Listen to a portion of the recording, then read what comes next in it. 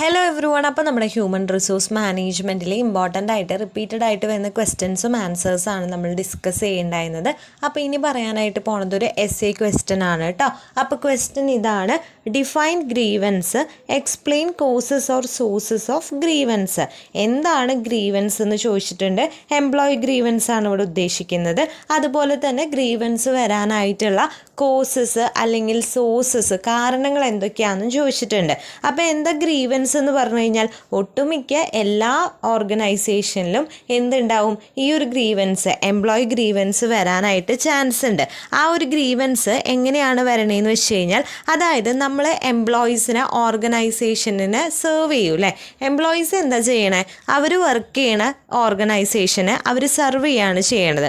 അപ്പോൾ ഈ എംപ്ലോയീസ് തിരിച്ച് എന്ത് പ്രതീക്ഷിക്കുന്നുണ്ടാവും, ഓർഗനൈസേഷൻ്റെ അടുത്ത് നിന്ന് കുറച്ച് കാര്യങ്ങൾ എക്സ്പെക്റ്റ് ചെയ്യുന്നുണ്ടാവും. നല്ല വർക്കിംഗ് കണ്ടീഷൻ വേണം, അല്ലെങ്കിൽ നല്ല സാലറീസ് കിട്ടണം, മാനേജ്മെൻറ്റ് എംപ്ലോയീസിനെ റെസ്പെക്റ്റ് ചെയ്യണം. ഇങ്ങനെ കുഞ്ഞു എന്തുണ്ടാവും, കുറച്ച് കാര്യങ്ങൾ അവർ എന്ത് ചെയ്യുന്നുണ്ടാവും, ഓർഗനൈസേഷൻ്റെ ഭാഗത്തു നിന്ന് എക്സ്പെക്റ്റ് ചെയ്യുന്നുണ്ടാവും. പക്ഷേ ഓർഗനൈസേഷൻ ഈ ബേസിക് ആയിട്ടുള്ള കാര്യങ്ങൾ എന്ത് ചെയ്യില്ല, എംപ്ലോയീസിന് കൊടുക്കാതിരിക്കുകയെന്ന് വിചാരിക്കുക. അങ്ങനെയാവുമ്പോൾ ഉറപ്പായിട്ടും എന്താവും, എംപ്ലോയീസ് ഡിസ്സാറ്റിസ്ഫൈഡ് ആവില്ലേ. അതാണ് നമ്മുടെ എംപ്ലോയി ഗ്രീവൻസിൻ്റെ മെയിൻ ആയിട്ടുള്ള റീസൺ, അല്ലെങ്കിൽ അതുകൊണ്ടുണ്ടാവുന്ന ഒന്നാണ് എന്തെന്ന് പറയുന്നത്, എംപ്ലോയി ഗ്രീവൻസ് എന്ന് പറയുന്നത്. അപ്പോൾ ഈ ഒരു എംപ്ലോയി ഗ്രീവൻസ് നമ്മൾ സെറ്റിൽ ചെയ്തില്ല എന്ന് വിചാരിക്കുക. ഈ ഒരു ഗ്രീവൻസ് കാരണം എംപ്ലോയിയും മാനേജ്മെൻറ്റും തമ്മിൽ എന്ത് വരും, ഒരു ഗ്യാപ്പ് വരും അല്ലേ. അപ്പോൾ ഈ ഒരു ഗ്രീവൻസ് എന്ത് ചെയ്തില്ല, നമ്മൾ സെറ്റിൽ ചെയ്തില്ല എന്നുണ്ടെങ്കിൽ അത് എംപ്ലോയിക്ക് ടെൻഷൻ കൊണ്ടുവരും. അതുപോലെ തന്നെ എംപ്ലോയിയുടെ പെർഫോമൻസിൽ ഓവറാക്കാൻ ചാൻസ് ഉണ്ട്, എംപ്ലോയീസിൻ്റെ മോട്ടിവേഷൻ കുറയ്ക്കാനായിട്ട് ചാൻസ് ഉണ്ട്. അപ്പോൾ അതുകൊണ്ട് തന്നെ ഈ ഒരു ഗ്രീവൻസസ് ഒക്കെ എന്ത് ചെയ്യണം, നമ്മൾ സോൾവ് ചെയ്യേണ്ടതായിട്ടുണ്ട്. അപ്പോൾ ഗ്രീവൻസ് എന്ന് പറയുന്നത് ശരിക്കും ഡിസ്പ്യൂട്ട് എന്ന് പറയാം. വേണമെങ്കിൽ എംപ്ലോയീസും മാനേജ്മെൻറ്റും തമ്മിലുള്ള ഒരു കുഞ്ഞു ഡിസ്പ്യൂട്ടിനെയാണ് നമ്മൾ എന്തെന്ന് പറയുന്നത്, ഗ്രീവൻസ് എന്ന് പറയുന്നത്. ഓക്കെ, അപ്പോൾ ഗ്രീവൻസ് എന്താണെന്ന് മനസ്സിലായില്ലേ.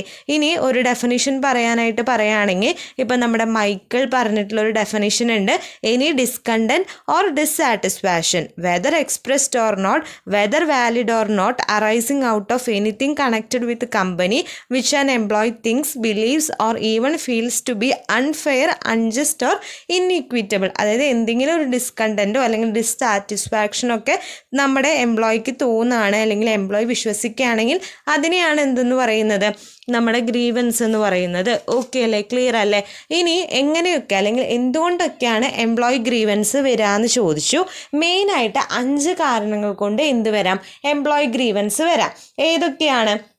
വേജ് റിലേറ്റഡ് ആവാം, വർക്ക് റിലേറ്റഡ് ആവാം, മാനേജ്മെൻറ്റ് റിലേറ്റഡ് ആവാം, വർക്ക് ഗ്രൂപ്പ് ആവാം, ഡിസിപ്ലിൻ റിലേറ്റഡ് ആവാം. ഇങ്ങനെ 5 കാരണങ്ങൾ കൊണ്ടാണ് എംപ്ലോയി ഗ്രീവൻസ് വരിക. ഒന്ന് വേജ് റിലേറ്റഡ് ആണ്, ഒന്ന് വർക്ക് റിലേറ്റഡ് ആണ്, ഒന്ന് മാനേജ്മെൻറ്റ് റിലേറ്റഡ് ആണ്, ഒന്ന് വർക്ക് ഗ്രൂപ്പ്, ഒന്ന് ഡിസിപ്ലിൻ റിലേറ്റഡ്. വേജ് റിലേറ്റഡ് എന്ന് പറയുമ്പോൾ കൂടുതൽ ഗ്രീവൻസസും വരാറ് ഈ ഒരു വേജ് റിലേറ്റഡ് കാരണമാണ്. അതായത് നമ്മളുടെ എംപ്ലോയി റെമ്യൂണറേഷൻ, എംപ്ലോയിക്ക് എന്ത് കിട്ടുന്നുണ്ടാവും, ഒരു റെമ്യൂണറേഷൻ കിട്ടുന്നുണ്ടായിരിക്കും അല്ലേ. അത് എന്താണ്, ആഡിക്വേറ്റ്ലി നമ്മൾ കൊടുക്കുന്നില്ല. അല്ലെങ്കിൽ സാധാരണ ഇപ്പം അതേ ഓർഗനൈസേഷൻ തന്നെ വേറെ ഉണ്ടാവും, അതേ ടൈപ്പ് ഓഫ് ഓർഗനൈസേഷൻ ഇൻഡസ്ട്രിയിൽ വേറെ ഉണ്ടാവും. അപ്പോൾ ആ ഇൻഡസ്ട്രിയിലുള്ള അല്ലെങ്കിൽ ആ ഓർഗനൈസേഷനിലുള്ള ആളുകൾക്ക് ഇവരെക്കാളും കൂടുതൽ, ഇവർ ചെയ്യുന്ന സെയിം വർക്കാണ് അവർ ചെയ്യുന്നത്, പക്ഷേ ഇവരെക്കാളും കൂടുതൽ അവിടെ പേയ്മെൻറ്റ് കൊടുക്കുന്നുണ്ടെങ്കിൽ ഇവിടുത്തെ എംപ്ലോയീസിന് ഉറപ്പായിട്ടൊരു ഡിസ്സാറ്റിസ്ഫാക്ഷൻ വരില്ലേ. അത് എന്തിലേക്ക് കൊണ്ടുപോകും, ഗ്രീവൻസിലേക്ക് കൊണ്ടുപോകും. അണ്ടർ പെയ്ഡ് ആണ്, അല്ലെങ്കിൽ അവർക്ക് ലോവർ റേറ്റിലാണ് പേയ്മെൻറ്റ് കൊടുക്കണമെങ്കിൽ എന്ത് വരും, വേജ് റിലേറ്റഡ് ആയിട്ടുള്ള ഗ്രീവൻസ് വരും. നെക്സ്റ്റ് വരെ വർക്ക് റിലേറ്റഡാണ്. നമ്മൾ വർക്ക് ചെയ്യുന്ന ആ ഒരു ചുറ്റുപാട് എപ്പോഴും കംഫർട്ടബിൾ ആയിരിക്കണം അല്ലേ. നമ്മുടെ വർക്കിംഗ് എൻവിറോൺമെൻറ്റ് എപ്പോഴും, വർക്കിംഗ് കണ്ടീഷൻസ് നമുക്ക് എന്താവണം, സാറ്റിസ്ഫൈഡ് ആവണം. അങ്ങനെ അല്ലെങ്കിൽ എന്ത് വരും, അവിടെ പുവർ വർക്കിംഗ് കണ്ടീഷനാണ്, ലാക്ക് ഓഫ് അമ്യൂണിറ്റീസ് ഉണ്ട്, ലാക്ക് ഓഫ് റീക്രിയേഷൻ ഫെസിലിറ്റീസ് ഉണ്ട്, സ്ട്രെസ് ഉണ്ട്, ലോങ് വർക്കിംഗ് ഹവേഴ്സ് ആണ്, ഷിഫ്റ്റ് വർക്ക് ഉണ്ട്. അങ്ങനെയൊക്കെ കാര്യങ്ങൾ വരുമ്പോൾ അവിടെ എന്ത് വരും, ഡിസ്സാറ്റിസ്ഫാക്ഷൻ വരും. അതാണ് വർക്ക് റിലേറ്റഡ് ആയിട്ട് വരുന്ന ഗ്രീവൻസ് എന്ന് പറയുന്നത്. തേർഡ് വൺ മാനേജ്മെൻറ്റ് റിലേറ്റഡാണ്. നമ്മളൊരു ഓർഗനൈസേഷനിൽ വർക്ക് വർക്ക് ചെയ്യുകയാണ്. ആ വർക്ക് ചെയ്യുന്ന സമയത്ത് നമ്മളോട് അവിടുത്തെ മാനേജ്മെൻറ്റ് ഒട്ടും റെസ്പെക്റ്റ് ഇല്ലാതെയാണ് ബിഹേവ് ചെയ്യുന്നത്. നമ്മളെ പലതരത്തിലും അവർ ഹരാസ് ചെയ്യാമെന്ന് വിചാരിക്കുക. അതിപ്പോൾ എന്തെങ്കിലും പെർഫോമൻസിൻ്റെ കേസിലോ അല്ലെങ്കിൽ കാസ്റ്റിൻ്റെ കേസിലോ ഒക്കെ നമ്മളെ അവർ ഡിസ്ക്രിമിനേറ്റ് ചെയ്യുകയാണ്, ഒറ്റപ്പെടുത്താണ്, തരം താഴ്ത്തി ഇതാക്കാണ്. അതുപോലെ തന്നെ നമുക്ക് ആവശ്യത്തിനുള്ള സപ്പോർട്ട് തരുന്നില്ല.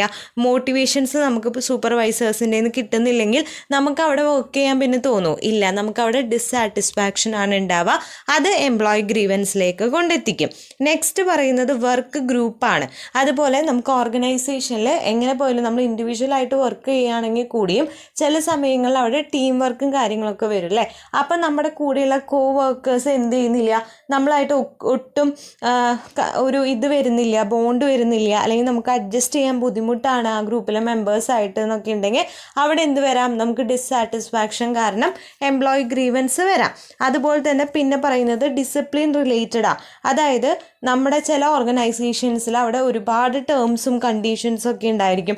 ഇത്ര ഹവേഴ്സ് ഓഫ് വർക്ക്, ലീവ്സ് കിട്ടാൻ ഭയങ്കര ബുദ്ധിമുട്ടുള്ള സ്ഥലങ്ങളുണ്ടാവും, ട്രാൻസ്ഫർ, പ്രൊമോഷൻ, പിന്നെ റൂൾ ഓഫ് ഡിസിപ്ലിൻ, ഇന്ന സമയത്ത് പഞ്ച് ചെയ്യണം, ഇതേ സമയത്ത് പഞ്ച് ഔട്ട് ചെയ്യണം, ഒരു 2 മിനിറ്റ് വൈകിയാൽ പോലും സാലറി കട്ടാണ്.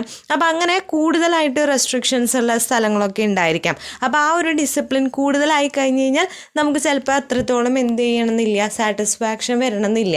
അപ്പോൾ അതുകൊണ്ട് എന്ത് വരാം, എംപ്ലോയി ഗ്രീവൻസ് വരാമെന്നാണ് പറയുന്നത്. അപ്പം മെയിനായിട്ട് ഈ 5 കാരണങ്ങൾ കൊണ്ടാണ് നമുക്ക് എംപ്ലോയി ഗ്രീവൻസ് വരിക. എന്തൊക്കെയാണ്? വേജ് റിലേറ്റഡ് വരാം, വർക്ക് റിലേറ്റഡ് വരാം, മാനേജ്മെൻറ്റ് റിലേറ്റഡ് വരാം, വർക്ക് ഗ്രൂപ്പ് വരാം, ഡിസിപ്ലിൻ റിലേറ്റഡ് വരാം. ഓക്കെ, ഇനി എന്തായാലും എന്ത് ചെയ്തു വന്നു, നമുക്ക് ഈ ഒരു ഗ്രീവൻസ് വന്നു എന്ന് വിചാരിക്കുക. ഈ ഗ്രീവൻസിനെ നമ്മൾ ഹാൻഡിൽ ചെയ്യണം അല്ലേ. അല്ലെങ്കിൽ നമ്മൾ നേരത്തെ പറഞ്ഞ പോലെ മോട്ടിവേഷൻ കുറയും, പെർഫോമൻസ് കുറയും, അങ്ങനെ കുറച്ച് പ്രശ്നങ്ങൾ പറഞ്ഞിരുന്നു. അപ്പോൾ ഇത് ഹാൻഡിൽ ചെയ്യാനായിട്ട് 2 രീതിയിൽ നമുക്ക് എന്ത് ചെയ്യാം, ഈ ഒരു ഗ്രീവൻസിനെ ഹാൻഡിൽ ചെയ്യാം, അല്ലെങ്കിൽ ഗ്രീവൻസിനെ റീഡ്രസ്സൽ ചെയ്യാം. അതിന് 2 പ്രൊസീജിയറാണുള്ളത്. ഒന്ന് ഇൻഫോർമൽ കൺസൾട്ടേഷനാണ്. നമ്മൾ എന്ത് ചെയ്യണു, ഇൻഫോർമലായിട്ട് തന്നെ എന്ത് ചെയ്യാണ്, നമ്മുടെ തൊട്ട് മേലെയുള്ള ഇമ്മീഡിയറ്റ് സൂപ്പർവൈസർ ആരാണോ ആളോട് ആ കാര്യം പറയുന്നു. അങ്ങനെ അത് സോൾവ് ചെയ്യുന്നതിന് ഇൻഫോർമൽ കൺസൾട്ടേഷൻ എന്ന് പറയും. നെക്സ്റ്റ് ഉള്ള method formal filling of ഗ്രീവൻസാണ്.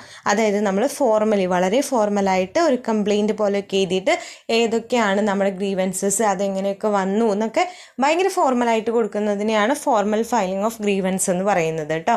Just പറഞ്ഞേ ഉള്ളൂ. മെയിനായിട്ട് ഈ കോസസ് അല്ലെങ്കിൽ സോഴ്സസ് ആണ് ചോദിക്കാറ്.